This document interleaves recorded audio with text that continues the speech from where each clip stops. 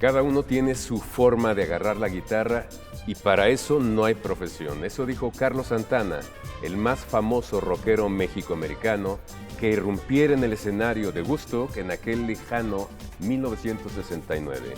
Y justo para recordar el rock mexicano, sus aportes y algunas de sus figuras más importantes, estamos en el Museo Universitario del Chopo, aquí en el norte de la ciudad. Así es, Javier, es muy importante decir que tenemos ya más de medio siglo los mexicanos de escuchar, cantar y bailar rock de grandes figuras y maravillosas bandas que constituyen esta corriente musical en nuestro país. Y precisamente en este programa tendremos una interesante conversación con el gran Javier Batis, quien fuera, y lo sabemos, considerado el padre del rock mexicano, y por supuesto conversaremos también con Pacho, músico y hoy por hoy director de este Museo Universitario del Chopo en el que nos encontramos.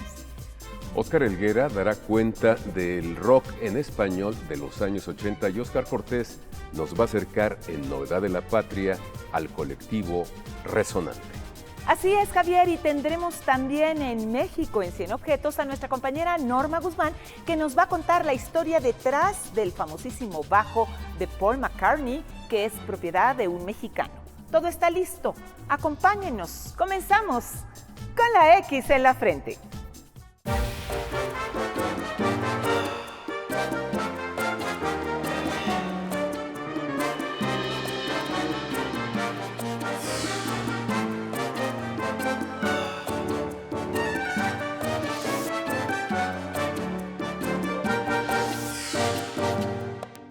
Más allá de su origen transcultural, fusión de la country music blanca y el rhythm and blues negro, el rock, por haber nacido a la intemperie, siempre ha tenido una carga política.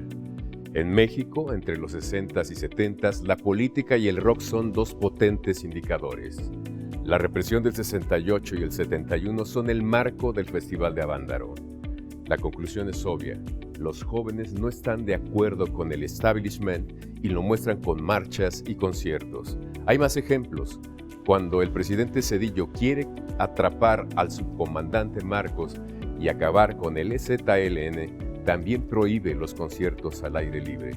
El legendario crítico de música Víctor Roura ha hecho una pregunta pertinente. ¿Es el rock un mero espectáculo o puede ser un detonante social?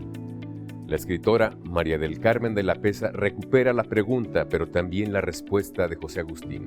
El movimiento contracultural del rock, dice, fue la respuesta de las nuevas generaciones a la exclusión social y a la represión sexual, política y cultural ejercidas por el autoritarismo. La letra de la canción Abuso de Autoridad de Alex Lora, de 1974, sintetiza muy bien ese México que no debe volver. Vivir en México es lo peor. Nuestro gobierno está muy mal y nadie puede protestar porque lo llevan a encerrar. Ya nadie quiere salir ni decir la verdad. Nadie quiere tener más líos con la autoridad. Más adelante añade que las tocadas de rock ya nos las quieren quitar. Ya solo va a poder tocar el hijo de Díaz Ordaz. La historia de un país puede escribirse contando la historia de su música. El rock and roll llegaría a México en la década de los 50 a través del cine con la proyección de cintas como Rebelde sin Causa de 1957 cuando se estrenó en México y que proyectaría una imagen icónica de los seguidores de esta corriente musical. Los jóvenes aparecían con pantalones de mezclilla, chamarras de cuero y copetes engomados, mientras que las jovencitas lo hacían con faldas hasta la pantorrilla y copetes con cola de caballo. De esta manera no tardarían en surgir en México grupos de rock and roll como Los Locos del Ritmo, los Teen Tops y los Rebeldes del Rock. Se comenzarían escuchando versiones en español de los éxitos en inglés ya conocidos, pero también surgieron otras canciones originales como Tus Ojos, Vuelve Primavera y Yo no soy un rebelde. Ya para la década de los 60, que se considera la época de oro del rock and roll mexicano, el cine, la radio y la televisión proyectarían exitosísimas carreras de solistas y de bandas de rock and roll como Manolo Muñoz, César Costa, Enrique Guzmán, Julissa, Angélica María y Alberto Vázquez, entre muchas más figuras importantes. Algo tiene el rock, Pacho, tú sabes bastante de esto, que siempre que hay efervescencia política, los conciertos se desprograman, se prohíben. ¿Por qué? Bueno, creo que ya no tanto, ¿no? Históricamente fue así. Había mucho miedo al rock, que empieza como sonido en los años 50, finales, los cabarets, etcétera, con grupos más bien grandes orquestas que tocaban cha-cha-cha, etcétera, etcétera, y swing y géneros también importados como el rock, pero cuando empieza a generar estragos es cuando los propios chavos empiezan a formar sus grupos.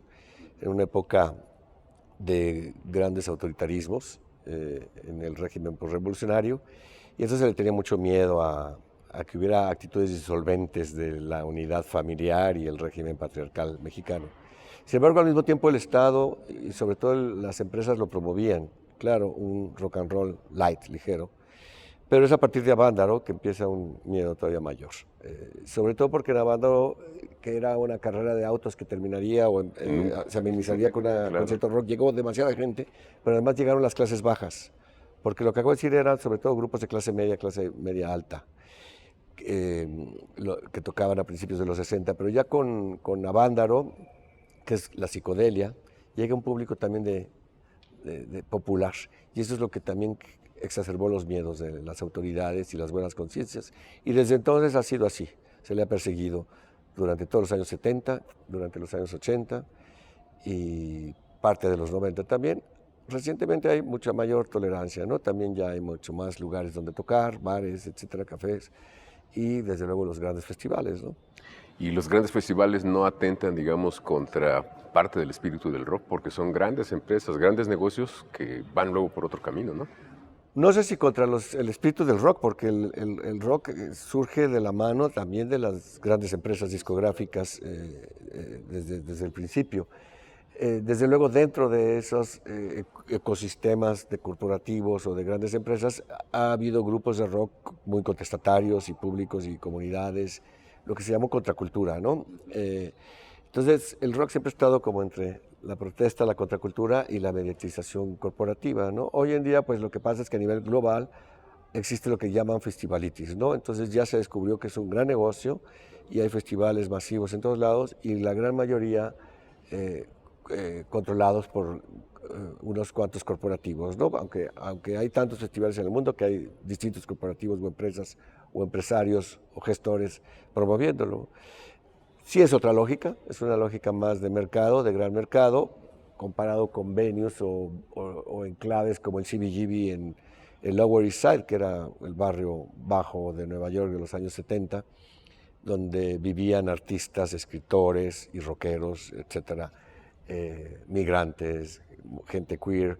Ahí estaba el CBGB y fue la cuna del rock, por ejemplo, ¿no? Que tenía otra lógica, una lógica más de promover a los artistas y más de convivio que de generar estrellas. Sin embargo, surgieron estrellas de ahí. Sí, surgieron estrellas, grandes estrellas, pero parte del espíritu es justamente el convivir, ¿no? El intercambio. El intercambio está Talking Heads, David Byrne ha escrito mucho sobre el CBGB, Patti Smith surge de ahí, etcétera. Y aquí en México pues tenemos lugares como La Última Carcajada de la Cumbancha, Rocotitlán, que era un cafetín chiquitito, el Tutti Frutti, que era prácticamente ilegal, no tenía licencia, estaba en el ático de un restaurante, el Apache 14 de Carmelo y Rafael, los baladistas. Claro. ¿Qué más? El Bar 9, que era un bar gay, que los jueves había conciertos de rock, y de ahí es donde se fueron o nos fuimos formando los grupos que después fuimos conocidos, ¿no? Oye, ¿la inseguridad no ha afectado, digamos, toda esta vida nocturna que necesita el Pues rock? curiosamente, si antes no había licencias para abrir bares de rock, Rocotitlán no podías bailar, no tenía licencia para el baile, que era como muy mal visto, no era bar, te daban una cervecita, tenías que escuchar a los grupos, al Trío, a Caifanes o a Botellita sentado en sillitas chiquititas, ¿no? Como la cafetería de Archie. Sin embargo, era un lugar muy importante. ¿Y eso ha modificado, digamos, las canciones, lo que se dice, lo que... No creo. ¿No crees? No, yo creo que el rock, pues desde su origen ha vivido de manera paralela a la institucionalidad social y política y sigue su propia lógica, ¿no? Los grupos haciendo sus propias canciones de las preocupaciones que tienen, ¿no? Dices una palabra importante, de las preocupaciones. Siempre el rock ha tenido esa vertiente, Sí. expresar lo que le preocupa a los... Sí, para bien y para mal, porque bueno, que eso significa que hay muchos grupos que escriben de una manera que no necesariamente es la que a todos les puede gustar, pero lo valioso es esa diversidad. Y para mí hoy en día lo más valioso del rock vendrían a ser los grupos de pueblos originarios que mezclan su propio idioma con distintas influencias, no solo rockeras, sino de géneros globales. Por ejemplo, Pasatono, que es música mixteca, pero que dialoga con ritmos extranjeros y suena como a veces como grupo balcánico, ¿no? Porque hay una semejanza entre la música tradicional que ellos tocan con lo balcánico, quizás casual, habría que estudiarlo, pero bueno, tenemos desde rap en Tzotzil hasta seri o heavy metal de distintas, cantado en distintas lenguas. Y otra de las partes más, para mí, poderosas de lo que se está haciendo hoy en día en los grupos no necesariamente más conocidos, son los grupos que son encabezados por mujeres, mujeres al frente, le dicen ellas. Nosotros tenemos aquí un festival de música de lenguas originarias que se llama Estruendo Multilingüe, festival de música actual en diversas lenguas, justamente para plataforma de encuentro de toda esta diversidad de grupos que vienen de comunidades recónditas por todo lo largo y ancho del país, apelando a que somos un país multilingüístico, ¿no? Y también tenemos Viva la Chopa, que es un festival de grupos de mujeres donde están al frente del escenario las mujeres o liderados por ellas, donde hay una infinidad de grupos muy amplia, pero también muy poderosa, ¿no? Como que con una calidad y con letras muy interesantes en ambos casos. Es para mí donde está como la punta de lanza de las nuevas creatividades, equivalentes a lo que sucedía en los años 60, 70, 80, donde el rock en general era muy puntero, cruzaba con las artes. Este museo es una prueba de que aquí en el Foro del Dinosaurio tocaban rockeros, cuando estaba perseguido, estigmatizado, proscrito en la mayoría de las instituciones. Aquí surge el Tianguis Cultural del Chopo, aquí adentro, en 1980, en octubre, crece tanto, su éxito es total, que a los 2 años tiene que salir y ellos espontáneamente se siguieron poniendo enfrente de la calle, por eso mantuvieron el nombre de Tianguis del Chopo. En el 85 los corre la policía y empiezan a peregrinar hasta el 88, que se establecen aquí cerca, a un costado de la Biblioteca Vasconcelos, ¿no? Producto de persecuciones, pero un lugar de encuentro. Y aquí pues nos quisimos mantener como un lugar de encuentro desde una institución del rock en las nuevas propuestas con el arte y la literatura experimental, que también fue un lugar de literatura experimental. Aquí se hacían, a ti que te gusta tanto la literatura, las bienales internacionales de poesía visual y experimental de César y Araceli. Entonces estos cruces los seguimos queriendo mantener aquí porque el rock siempre ha cruzado, no en todos los grupos ni en todos los momentos, pero con las otras artes y a la inversa, ¿no?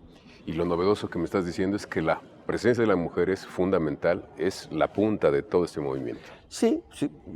En cierta forma el rock ha defendido en sus letras y en sus posturas muchos los derechos también de las preferencias sexuales diversas, pero sí es un hecho que de origen las escenas marginadas o subterráneas del rock, pues había de todas maneras mucha misoginia y menor participación o protagonismo visible de la mujer. Está este libro de Tere Estrada, Sirenas al Ataque, que entrevista a distintas mujeres, no solo músicos, sino también managers o técnicos, etc.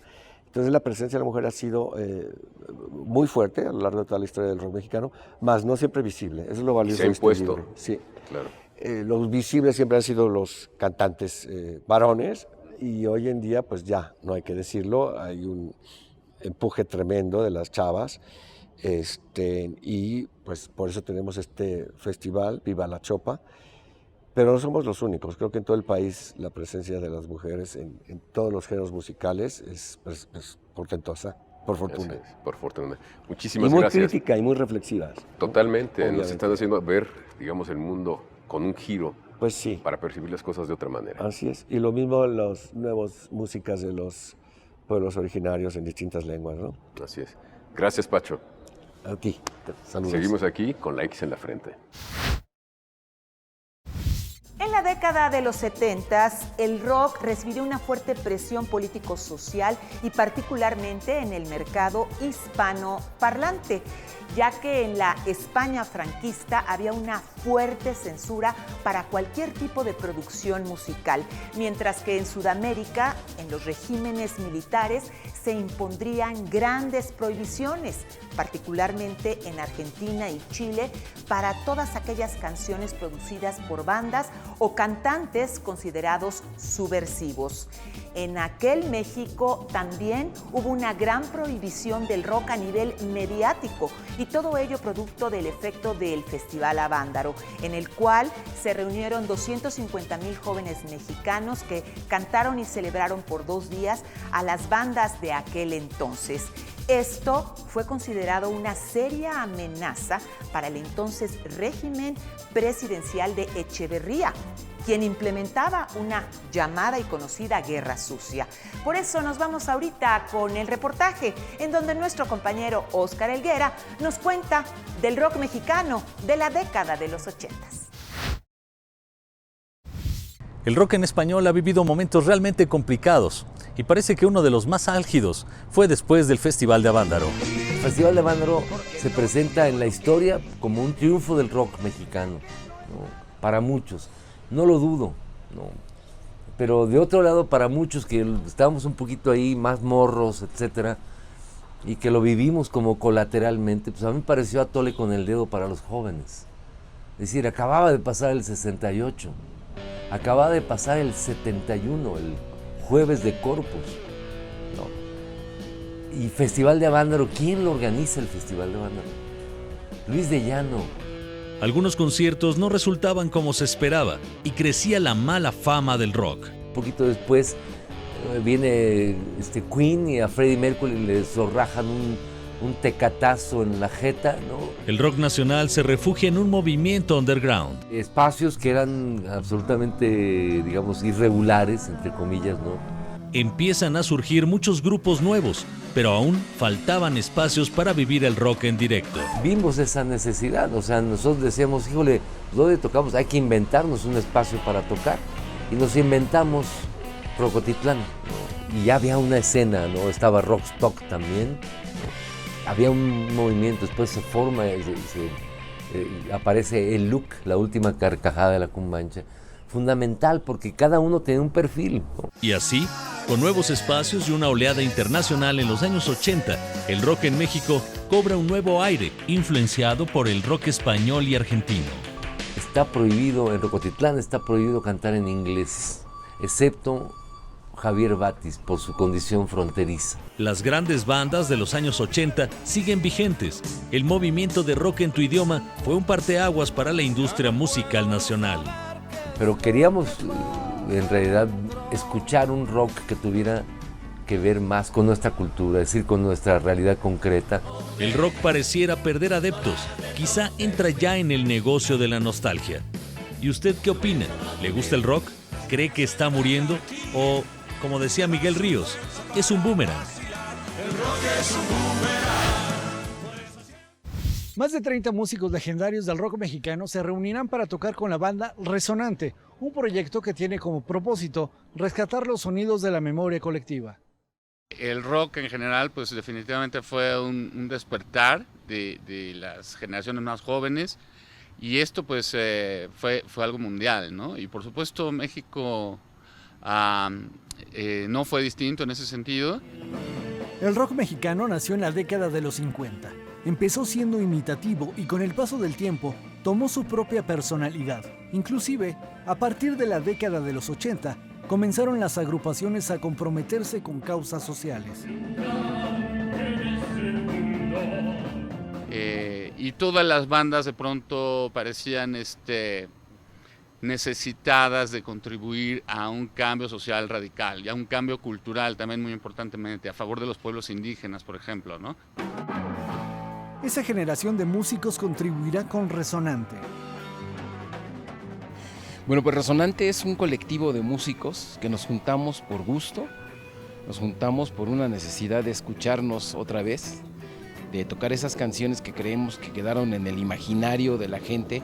Canciones de grupos como Escarbarme, Crystal Galley, Surdoc, Radio Caos, Sangre Púrpura, Tijuana No, Santa Sabina, así como Limbo Samba, Tex-Tex, Aragán y Trolebús, serán parte del repertorio. También hablamos un poco de un lado B del rock, no porque sean canciones que hayan pasado desapercibidas en lo absoluto, se trata de, muchas de ellas son clásicos, sin embargo no tienen esta misma proyección que quizá tuvieron otras canciones que son igualmente importantes, ¿no? Pero queremos enseñar lo que tenemos, el mosaico y la diversidad que tenemos de canciones. Esta recuperación de esas canciones también es una recuperación, digamos, de nuestra propia cultura como sociedad mexicana, ¿no? Al regresar, una conversación con el gran Javier Batis. Así es, el padre del rock mexicano, quien desde Tijuana conversó con la X en la frente. Y lueguito tendremos en México en 100 objetos a Norma Guzmán, que nos cuenta la historia detrás del bajo del gran Paul McCartney, que es propiedad de un mexicano. Javier Batis es reconocido como el padre del rock and roll mexicano. Es guitarrista, originario de Tijuana, fundador del movimiento tijuanense de rock, que vino a modernizar el concepto de este género musical en todo el país.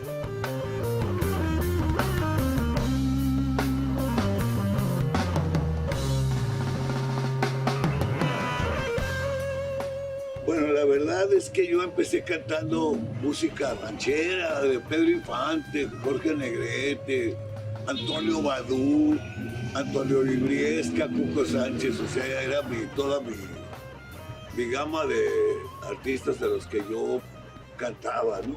Esta canción está en mi más reciente CD. Bueno, se llaman Compact Disc, ¿qué quieres que diga? Creó en Tijuana un grupo llamado Los TJs, con el que retomaba fielmente las influencias musicales que se recibían en las ciudades fronterizas mexicanas de la música negra y blues. De gente como T-Bone Walker, Muddy Waters, B.B. King, James Brown, entre otros. Recuerdo ahorita, pero ellos influenciaron mucho mi carrera, mi modo de tocar, mi modo de cantar, porque canto, pues música, canto rhythm and blues, blues y rock and roll, pero son músicas americanas y eso es lo que deben de darse cuenta, ¿no? De veras. Hay un lugar en la ciudad.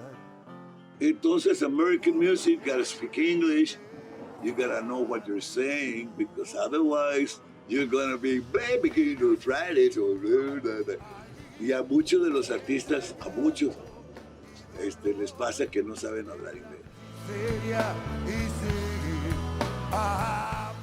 Con una impresionante carrera de más de 50 años de rock, es conocido como el maestro de figuras tan destacadas como Carlos Santana. Bueno, el uno para el otro es un cariño y un amor de hermanos de toda la vida, pues empezamos muy juntos. Yo tenía 13 o 14 y él tenía 10 o 11 o menos, o tal vez hasta antes. Entonces desde niños crecimos. Yo me fui en el 63 a México y me convertí en lo que soy. Y Carlos se fue 2 años después, al 65 a San Francisco. Ahora, ¿qué significa él para mí? Pues un hermano del alma, somos muy amigos.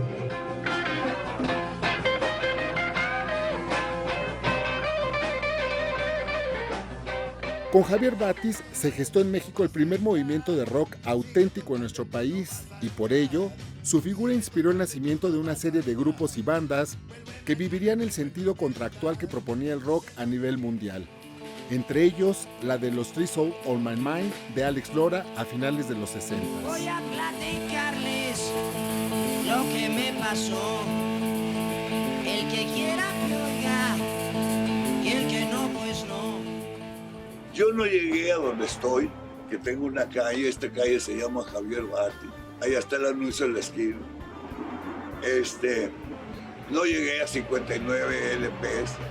No llegué a tener programas de televisión con el Fernando G, con el Humberto Navarro, no llegué a presentar a Raúl Velasco con los señores Alarcón. No fue una cosa de chíspame otra, no. Yo he estudiado, he trabajado, soy disciplinado, soy metódico. Siempre alegre, con la sonrisa a flor de labios y la voz aguardientosa. Un hombre que ha vivido y que sabe vivir.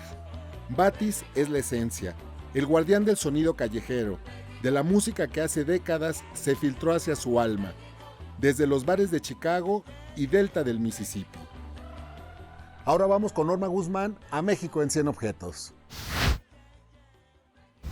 En 1993 hubo en México un importante concurso en donde el ganador tendría en sus manos el instrumento musical de un cantante internacional. Esta es la historia.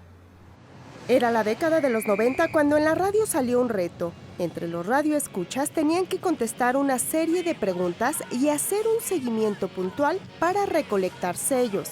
El premio, el instrumento musical de uno de los cantantes más reconocidos a nivel internacional, Paul McCartney.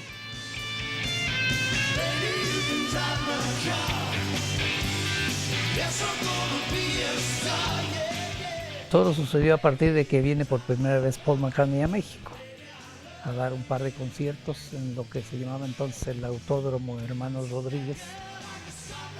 Se organizaron tres empresas para el desarrollo de un concurso que tenía 3 premios. En aquella época no había internet ni celulares para facilitar la comunicación. Todo era por medio de llamadas de teléfonos fijos y estar siempre al tanto de la estación de radio. Un verdadero reto para los jóvenes fanáticos. Que era contestar preguntas sobre la vida, obra musical de los Beatles en general y muy específicamente de Paul McCartney ya en su carrera como solista.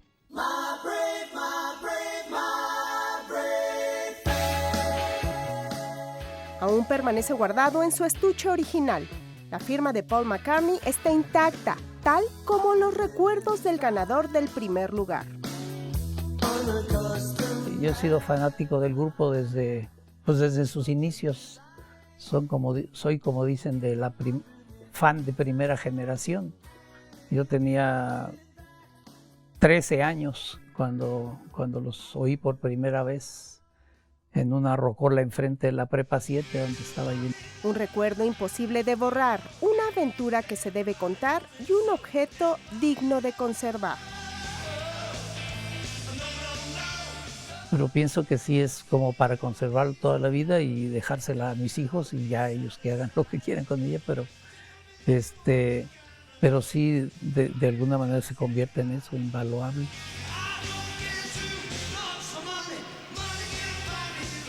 Y es así como 30 años después, aquel joven que ganó el concurso nos cuenta cómo fue esa maravillosa experiencia. Llegamos al final del programa en este Museo Universitario del Chopo, que es un espacio para recordar y actualizar la información sobre el rock en español que todos hemos escuchado, cantado y con el que hemos acompañado nuestros grandes momentos de fiesta y celebración. Ojalá sean muchos años más para ver más éxitos musicales de bandas y solistas importantes. Sin duda, Javier, porque hay que recordar que el rock and roll y el rock en México han acompañado momentos importantes y decisivos en la historia de nuestro país. Y actualmente, tanto bandas como solistas no solo hablan en sus canciones de amor y desengaño, sino también plantean asuntos importantes de carácter político y social para llegar a ese gran público de seguidores. Por eso, agradecemos particularmente a todo el equipo de este Museo Universitario del Chopo su calidez y gentileza para permitirnos la realización de este programa. Y a ustedes les invitamos, recuérdelo, la próxima semana aquí con nosotros con la X en la frente.